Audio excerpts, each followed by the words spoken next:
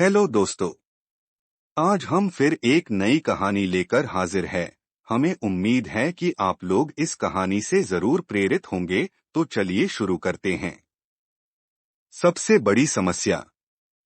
बहुत समय पहले की बात है। एक महाज्ञानी पंडित हिमालय की पहाड़ियों में कहीं रहते थे। लोगों के बीच रहकर वह थक चुके थे और अब ईश्वर भक्ति करते हुए एक सादा जीवन व्यतीत करना चाहते थे।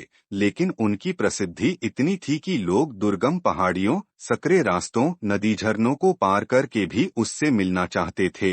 उनका मानना था कि यह विद्वान उनकी हर समस्या का समाधान कर सकता है। इस बार भी कुछ लोग ढूंढते हुए उसकी कुटिया तक आ पहुंचे। पंडित जी ने उन्हें इंतजार करने के लिए कहा। 3 दिन बीत गए। अब और भी कई लोग वहां पहुंच गए। जब लोगों के लिए जगह कम पड़ने लगी तब पंडित जी बोले, आज मैं आप सभी के प्रश्नों का उत्तर दूंगा, पर आपको वचन देना होगा कि यहाँ से जाने के बाद आप किसी और से इस स्थान के बारे में नहीं बताएंगे, ताकि आज के बाद मैं एकांत में रहकर अपनी साधना कर सकूं। चलिए अपनी अपनी समस्याएं बताइए।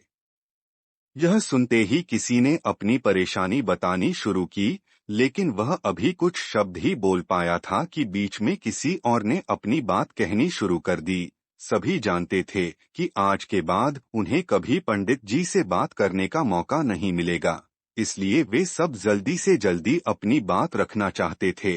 कुछ ही देर में वहां का दृश्य मछली बाजार जैसा हो गया और अंततः पंडित जी को चीख कर बोलना पड़ा, कृपया शांत हो जाइए। अपनी अपनी समस्या एक पर्चे पे लिखकर मुझे दीजिए। सभी ने अपनी अपनी समस्याएं लिखकर आगे बढ़ा दी। पंडित जी ने सारे पर्चे लिए और उन्हें एक टोकरी में डालकर मिला दिया और बोले, इस टोकरी को एक दूसरे को पास कीजिए। हर व्यक्ति एक पर्ची उठाएगा और उसे पढ़ेगा। उसके बाद उसे निर्णय लेना होगा कि क्या वो अपनी समस्या को इस समस्या से बदलना चाहता है। हर व्यक्ति एक पर्चा उठाता, उसे पढ़ता और सहम सा जाता। एक एक करके सभी ने पर्चियां देख ली, पर कोई भी अपनी समस्या के बदले किसी और की समस्या लेने को तैयार नहीं हुआ। सबका यही सोचना था कि उनकी अपनी समस्या चाहे कितनी ही बड़ी क्यों न हो, बाकी लोगों की समस्या जितनी गंभीर नहीं है। 2 घंटे बाद सभी अपनी अपनी पर्ची हाथ में लिए लौटने लगे। वे खुश थे कि उनकी समस्या उतनी बड़ी भी नहीं है जितना कि वे सोचते थे। फ्रेंड्स, ऐसा कौन होगा जिसकी लाइफ में एक भी प्रॉब्लम न हो?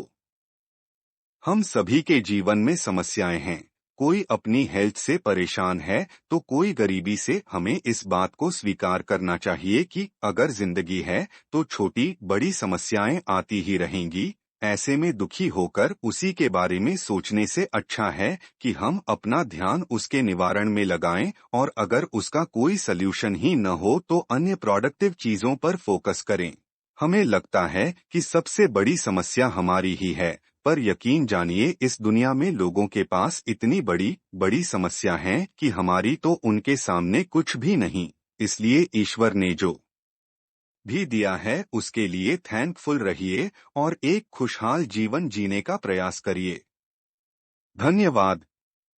अगर ये कहानी आपको अच्छी लगी तो लाइक करें, शेयर करें और हमारे YouTube चैनल को सब्सक्राइब करें। धन्यवाद।